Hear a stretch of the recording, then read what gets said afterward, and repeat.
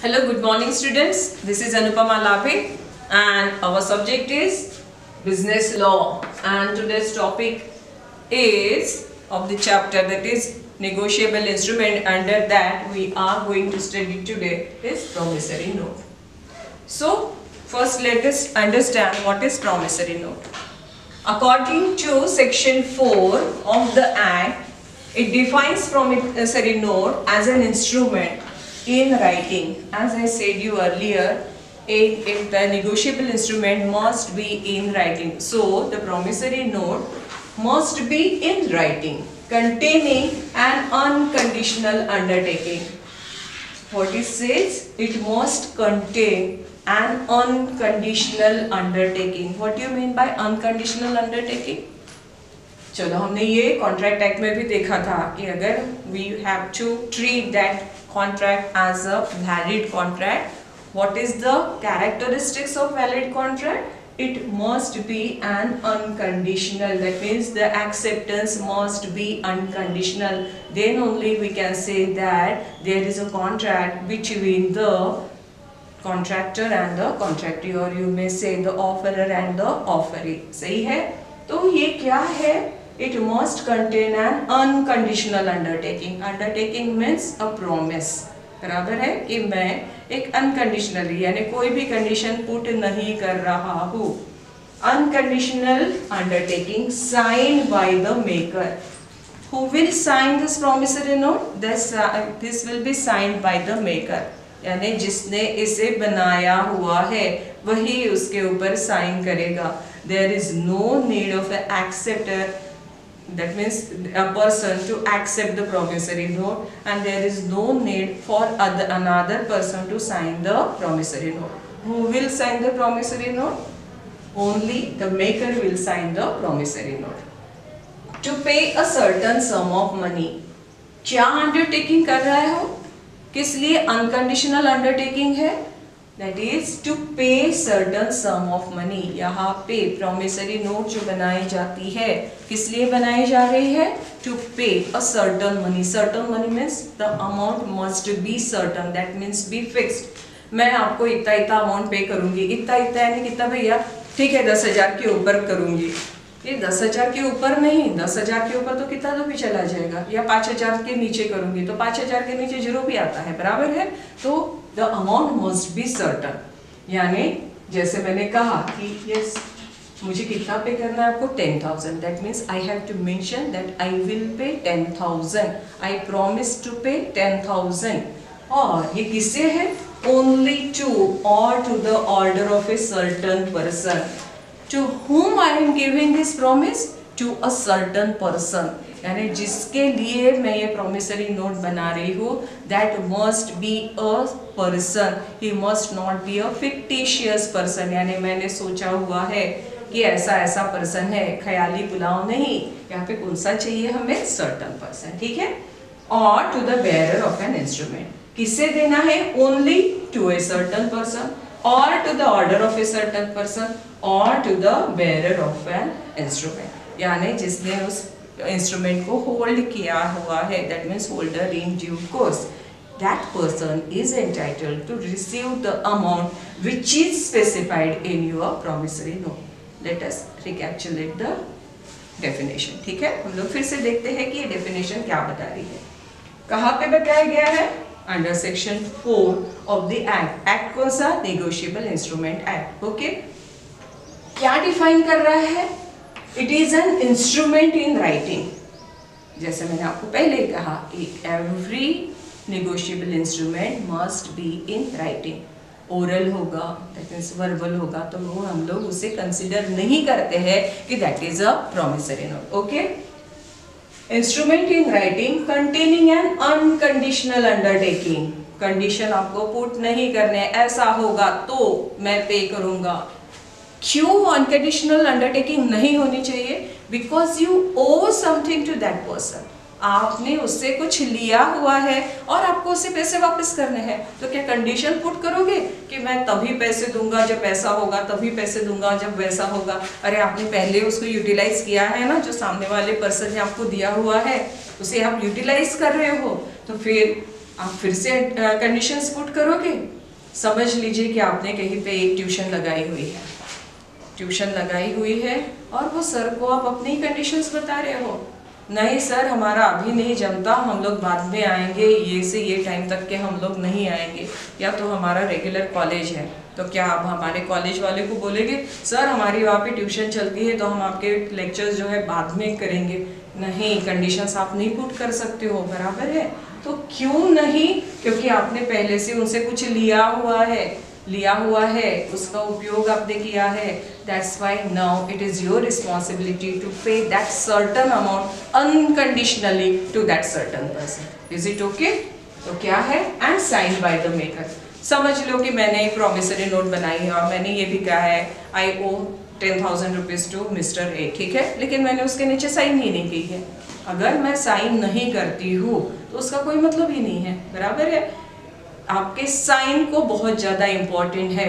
आपने आपके hand written में लिखा हुआ है, आपने बताया हुआ है कि आई एम लायबल या I owe rupees that means 5,000 rupees to mister A और मिस ए, ठीक है, लेकिन आपने उसके नीचे साइन ही नहीं की है।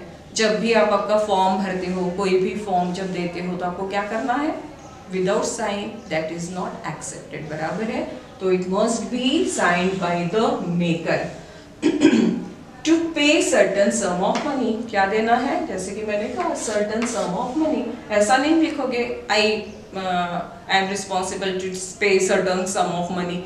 क्यों मैडम, आपने तो बोला था सर्टन सम ऑफ मनी लिखना है। अरे सर्टन सम ऑफ मनी का मतलब ये होता है कि you have to mention the figure, बराबर है। वो क्या है? कितनी भी हो सकती है, that you have to mention. Certain sum ये वर्ड यूज नहीं करना है, तो आपको वो अमाउंट मेंशन करनी है। Only to or to the order of a certain person. एक तो ये पर्सन समझ लीजिए कि एक एक्स है और एक वाई है। एक्स ने इनसे 10,000 रुपीज लिए हुए है, या तो 10,000 का कुछ गुड्स है जो उन्होंने वाई से परचेस किए हुए, ठीक है। अभी एक्स को कितने पैसे देने उसे? 10,000 रुपीज। अब ये क्या कहेगा कि I owe rupees 10,000 to mister Y, बराबर है, to a certain person or to the order of a certain person. या ये भी बोल सकता है the order which is given by Y to me. हो सकता है कि वाई कहे कि आप जेड को पैसे दे दो, बराबर है। तो ये जो ऑर्डर उसने दी है, you have to pay that 10,000 rupees to mister Z, बराबर है, or to the bearer of an instrument. या आप प्रॉमिसरी नोट में ये भी लिख सकते हैं कि इनको भी, इन्हें भी, या ये जो प्रॉमिसरी नोट है अगर किसी का एंडोर्स करते हैं, ट्रांसफर करते हैं, तो that person is entitled to receive the amount mention in that promissory note. ठीक है, डेफिनेशन क्लियर होगी। Now let us see what are the characteristics of promissory note. ये जब मैंने आपको डेफिनेशन क्लियर की है तो इसी में we covered all the characteristics of promissory note. So let us see one by one. Instrument in writing, पहले ही कहा कि कैसा होना चाहिए, राइटिंग में होना चाहिए। आप अगर आपका वीडियो भी बना रहे हो, ठीक है, जैसे मैं यहाँ पे अपना वीडियो बना रही हूँ और आपको लेक्चर डिलीवर कर रही हूँ, और मैंने कहा कि हाँ मैं, जैसे आपके क्लास में कोई एक होगा वाई नाम का स्टूडेंट ले लीजिए, और मैंने उसे कहा कि I owe 10,000 rupees to Y, I promise to pay 10,000 rupees to Y, ठीक है, लेकिन ये रिटर्न में है क्या? नहीं। तो इसलिए वो रिटर्न में ना होने की वजह से उसे क्या नहीं समझा जाएगा? प्रॉमिसरी नोट, ठीक है। तो आप जैसे वीडियो की वजह से मुझे किसी भी इसमें बाइंडिंग नहीं कर सकते हो या मेरे अगेंस्ट में केस फाइल नहीं कर सकते हो कि आप मुझे इतने पैसे देने के लिए रिस्पॉन्सिबल हो, और आप कोर्ट में केस फाइल नहीं कर सकते। मैं क्यों नहीं कर सकते? जैसे आपने वीडियो वहाँ पे प्रोड्यूस किया और कह दिया कि सर इन्होंने ऐसा ऐसे बताया था कि हम इतने पैसे देंगे, अभी तक के दिए नहीं है, ठीक है। मैं कहूँगी सर मैंने पहले ही दे दिए हैं, इन्होंने उसका वीडियो नहीं बनाया हुआ है, इसका वीडियो बना था उसका वीडियो नहीं बना है।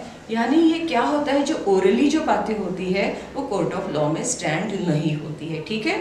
और जो एक्ट है वो क्या बोलता है, अगर आपको ये करना है तो आपके पास कोई तो भी एक एविडेंस होना चाहिए। You must have some evidence to prove that certain person is responsible or liable to pay, ठीक है। इसलिए promissory note, if you want to trade a certain instrument as a promissory note, that must be in writing, okay। promise to pay, क्या होना चाहिए promise? ये promise नहीं होगा कि मैं आपके लिए ये काम करूंगी, मैं आपके लिए वो काम करूंगी, मैं आपके लिए ये ला के दूंगी या वो ला के दूंगी। What must be a promise? The promise must be to pay, यानी मैं क्या करने वाली हूँ, आई प्रॉमिस टू पे, बराबर है। क्या है? अंडरटेकिंग टू पे मस्ट बी अनकंडीशनल, और मुझे जब मैं प्रॉमिस दे रही हूँ for paying certain amount to certain person, that must be unconditional। मैं ये नहीं बोलूँगी कि मैं आपको उतने पैसे दूंगी, लेकिन क्या आज बारिश आने का ऐसा लग रहा है, ठीक है, आज का वेदर समझ लीजिए जैसे बारिश आने का है, और थोड़ी देर के बाद धूप भी निकल सकती है, बराबर है। लेकिन मैंने ऐसा कहा कि इतने से इतने बजे तक के बारिश आई तो ही मैं आपको पैसे देने वाली हूँ, अदरवाइज मैं पैसे देने वाली नहीं हूँ। तो क्या किया है? I am putting some conditions for paying the amount, बराबर है। और वो क्या हो गया? कंडीशनल होने की वजह से that will not be a promissory note. लेकिन मैंने कोई कंडीशन पुट नहीं की है, तो that instrument will be treated as a promissory note. फिर क्या है? It should be signed by maker. जैसे मैंने लिखा हुआ है, मैंने पहले ही बताया आपको, that instrument is in my own hand writing. हो सकता है टाइप किया हुआ है या इनग्रेव किया है, कैसे भी हो, लेकिन वो कैसे होना चाहिए? प्रिंटिंग में भी हो, लेकिन that must be in writing, बराबर है। तो it should be signed by the maker. लेकिन जो टाइपिंग किया हुआ है, प्रिंट किया हुआ है, that must be signed by the maker. Whom you will call as a maker? The promisor. Promisor means who is giving the promise to pay a certain sum of money. That person must sign that promissory note to treat that instrument a promissory note, and that should be a valid one. ठीक है?